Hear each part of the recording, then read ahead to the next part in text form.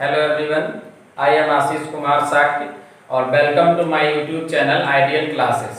और आज के इस वीडियो में हम जो भारतीय राज्य व्यवस्था है उससे संबंधित ये हमारा तीसरा लेक्चर है। जैसा कि हमने पिछले जो वीडियोस थे उनमें जो कुछ अधिनियम थे, संविधान बनाने की जो ऐतिहासिक पृष्ठभूमि थी उसके संबंधित कुछ अधिनियम को पढ़ा था। यहाँ पर हम 1861 का इंडियन काउंसिल्स एक्ट पढ़ेंगे, इंडिया काउंसिल एक्ट, और साथ ही साथ जो 1909 का मार्ले मिंटो सुधार और 1919 का मॉन्टेग्यू चेम्सफोर्ड सुधार, इन तीन अधिनियम को हम पढ़ेंगे। तो सबसे पहले हम टाइम को समय को ज्यादा बर्बाद ना करके स्टार्ट करते हैं वीडियो को। हमारा पहला है 1861 का भारत परिषद अधिनियम।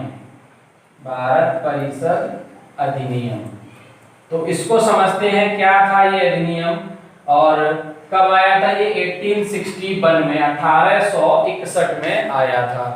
देखो यहाँ पर क्या हुआ कि जो केंद्रीय सरकार थी, केंद्रीय सरकार को क्या किया गया, केंद्रीय सरकार को मुद्रा, डाक, तार आदि से संबंधित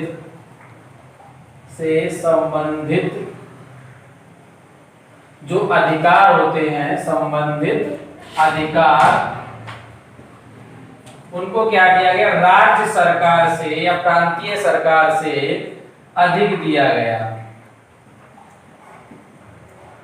अधिक दिए गए। अब समझना यहाँ पर मैं क्या बोल रहा हूं। पहला पॉइंट कि जो केंद्रीय सरकार थी उसको जो अधिकार थे, किससे संबंधित, मुद्रा, डाक, तार, इन सभी से संबंधित जो अधिकार थे वो प्रांतीय या राज्य सरकार से क्या अधिक दिए गए। यानी यहाँ पर किसको पावरफुल किया गया, केंद्रीय सरकार को। एक तो 1861 के प्रावधान में ये किया गया। दूसरा क्या किया गया, समझना, पहली बार ऐसा हुआ कि जो कानून बनाने की प्रक्रिया होती है, कानून बनाने की प्रोसेस में पहली बार भारतीय प्रतिनिधियों को शामिल किया गया। अभी तक किसी भी अधिनियम के द्वारा या भारतीय प्रतिनिधियों को कानून बनाने की प्रक्रिया में शामिल नहीं किया जाता था। यहाँ पर क्या किया गया, जो खास विशेषता है, वो पहली बार कानून बनाने की जो प्रक्रिया थी, कानून निर्माण में क्या किया गया, शामिल किया गया भारतीय प्रतिनिधियों को, भारतीय प्रतिनिधियों को पहली बार शामिल किया गया। पहला पॉइंट यहां से ये है। अब जब भारतीय प्रतिनिधियों को शामिल किया गया तो हमें देखना को कौन कौन से पहली बार भारतीय प्रतिनिधि थे जिन्हें कानून निर्माण की प्रोसेस में शामिल किया गया। तो यहाँ पर पहली बार 3 भारतीय थे। कौन कौन से थे, एक तो थे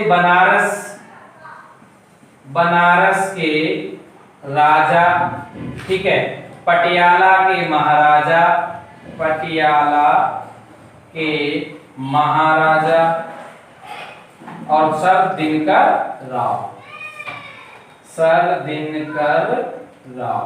देखिए यहाँ पर क्या 3 भारतीय प्रतिनिधि थे जिन्हें कानून निर्माण की प्रोसेस में शामिल किया गया।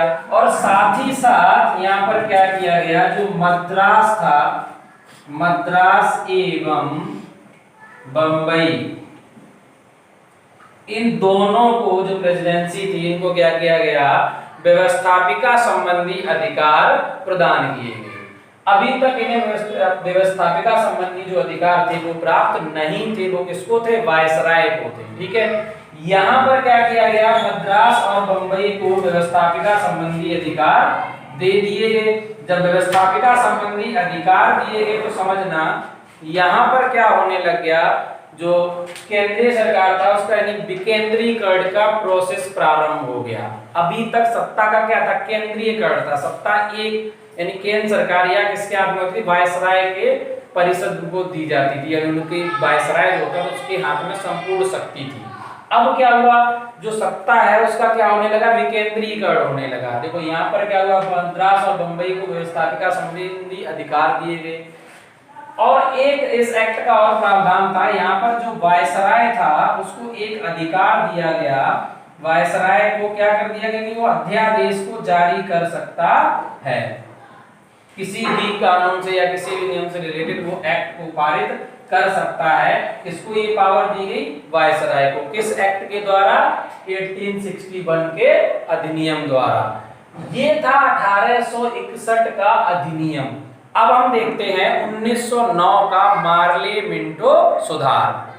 देखिए, अब 1909 का जो मार्ले मिंटो सुधार है हम उसको समझते हैं। तो 1909 ईस्वी का मार्ले मिंटो सुधार, ठीक है। देखिए समझते हैं इसको। तो 1909 ईस्वी का जो मार्ले मिंटो सुधार है, तो इसको मार्ले मिंटो क्यों बोलते हैं?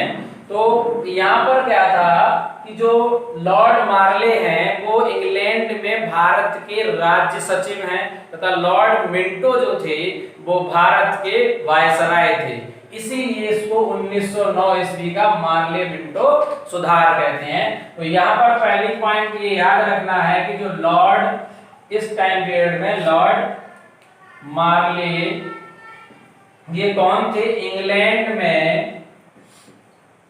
इंग्लैंड में भारत के राज्य सचिव, भारत के राज्य सचिव।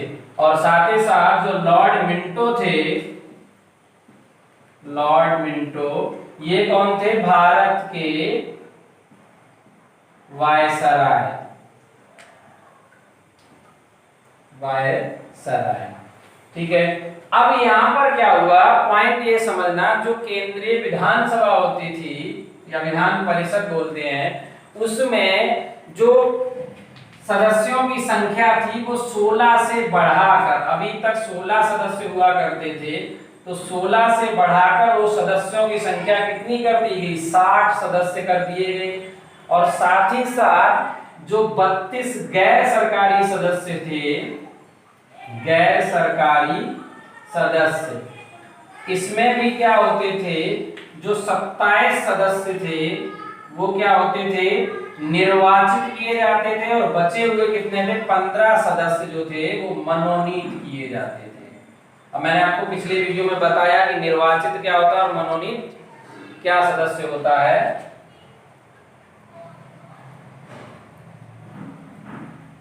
हाँ सॉरी, यहाँ पर 32 सदस्यों में से क्या थे? 27 सदस्य जो थे वो क्या थे आपके, यानी निर्वाचित किए जाते थे। और 27 में यानी कितना बचेगा? 5 सदस्य जो थे वो क्या हो जाते थे? आपके मनोनीत किए जाते थे।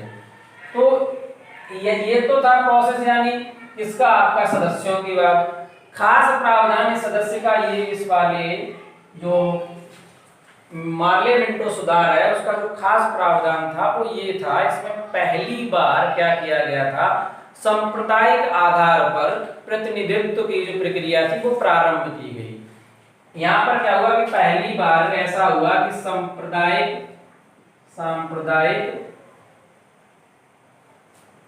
प्रतिनिधित्व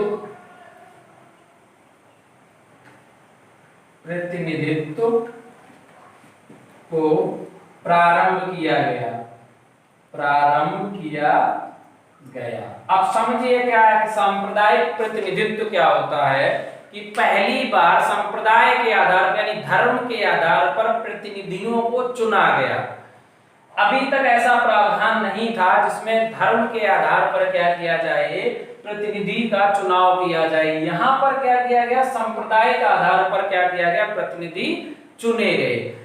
इसीलिए हम क्या कहते हैं, जो लॉर्ड मिंटो हैं, सॉरी हाँ, लॉर्ड मिंटो को क्या कहा जाता है? सांप्रदायिक प्रतिनिधित्व का जनक कहा जाता है। सांप्रदायिक प्रतिनिधित्व का जनक कहते हैं, ठीक है। यही कारण है कि हम क्या कहते हैं कि जो लॉर्ड मिंटो है उनको सांप्रदायिक प्रतिनिधित्व का क्या कहा जाता है? जनक कहा जाता है। तो ये थे हमारे किसके 1909 ईस्वी के मार्ले मिंटो सुधार से संबंधित कुछ प्रावधान। अब 1919 का मॉन्टेग्यू चेम्सफोर्ड सुधार, यहाँ पर क्या हुआ कि जब 1919 की बात करते हैं तो मॉन्टेग्यू कौन थे, सेम प्रोसेस, ये कौन थे, इंग्लैंड में भारत के राज्य सचिव, इंग्लैंड में भारत के क्या थे, ये राज्य सचिव थे। और जो चेम्सफोर्ड थे ये कौन थे, भारत के वायसराय थे, भारत के वायसराय। अब यहाँ पर इसके कुछ प्रावधान है वो समझते हैं। खास क्या है कि 1919 ईस्वी के अधिनियम द्वारा भारत में द्वैध शासन प्रणाली की नींव रखी गई, सॉरी प्रारंभ किया गया। ठीक है, द्वैध शासन यानी इस एक्ट के द्वारा या इस अधिनियम द्वारा अभी तक जो द्वैध शासन समाप्त कर दिया गया था, पुनः यहाँ पर क्या हुआ, द्वैध शासन प्रणाली जो है वो शुरू की गई। ठीक है, और साथ ही साथ केंद्र में क्या किया गया, द्विसदनीय विधायिका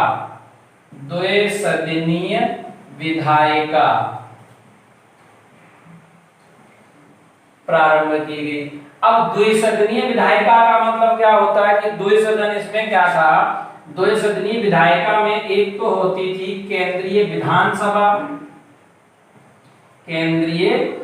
विधानसभा और साथ साथ यहाँ पर एक नए जो लेकर आए दूसरा सदन जो होती है राज्य परिषद। अभी तक राज्य परिषद नहीं थी, केंद्रीय विधानसभा हुआ करती थी और एक राज्य परिषद भी हमने विधायिका स्टार्ट की। तो यहाँ पर यानी क्या हुआ, ये द्विसदनीय विधायिका का प्रारंभ किया गया। किस अधिनियम के द्वारा, 1919 के मॉन्टेग्यू चेम्सफोर्ड सुधार द्वारा या 1919 ईस्वी के अधिनियम द्वारा।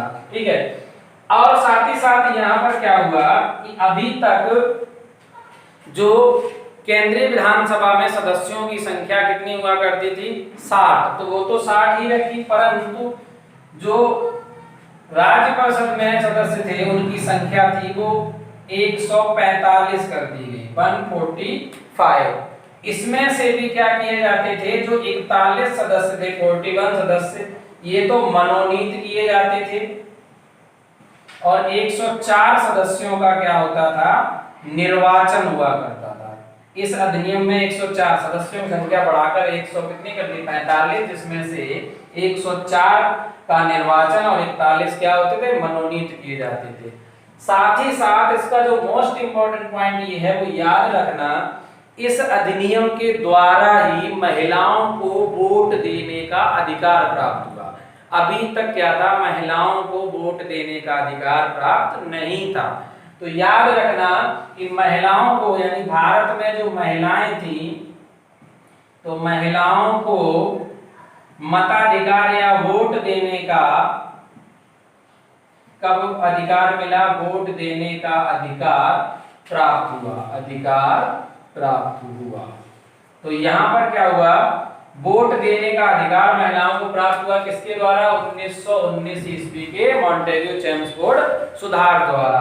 और एक दो पॉइंट और है वो भी याद रखना, यदि आप यूपीएससी एस्पिरेंट हैं तो याद रखना इसी अधिनियम के द्वारा यानी 1926 ईस्वी में क्या हुआ, केंद्रीय लोक सेवा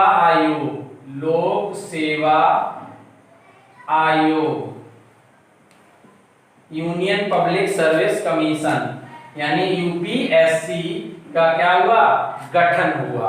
किसके द्वारा हुआ, इसी अधिनियम के द्वारा 1926 में केंद्रीय लोक सेवा आयोग यानी यूपीएससी का क्या हुआ, गठन हुआ इसी अधिनियम के द्वारा। तो ये था आपका 1919 ईस्वी का मॉन्टेग्यू चेम्सफोर्ड सुधार। साथ ही साथ इसमें एक पॉइंट और याद रखना, जो राज्य परिषद की यदि हमने बात की थी तो इस अधिनियम में क्या किया गया था, 8 प्रांतों में, ये याद रखना कई बार पूछ सकता है कितने प्रांतों में, तो 8 प्रांतों में क्या हुआ, राज्य परिषद का गठन किया गया। लास्ट पॉइंट इसका यही है, परिषद का गठन किया गया। तो ये था आपका मॉन्टेग्यू चेम्सफोर्ड सुधार। इसमें बहुत ही इंपॉर्टेंट पॉइंट है। एक तो आपको 1926 में केंद्रीय लोक सेवा आयोग का गठन किया गया, साथ ही साथ महिलाओं को वोट देने का अधिकार प्राप्त हुआ, और इसी अधिनियम के द्वारा द्वैध शासन प्रणाली जो है वो पुनः प्रारंभ हुई। तो अभी आज के इस वीडियो में आपने समझा कि 1861 का अधिनियम क्या था, और 1909 का जो मार्ले मिंटो सुधार था वो भी आपने समझा, और 1919 का मॉन्टेग्यू चेम्सफोर्ड सुधार समझा। तो आई होप आपको वीडियो पसंद आया होगा और आपके लिए हेल्पफुल रहेगा। Thank you for watching this video.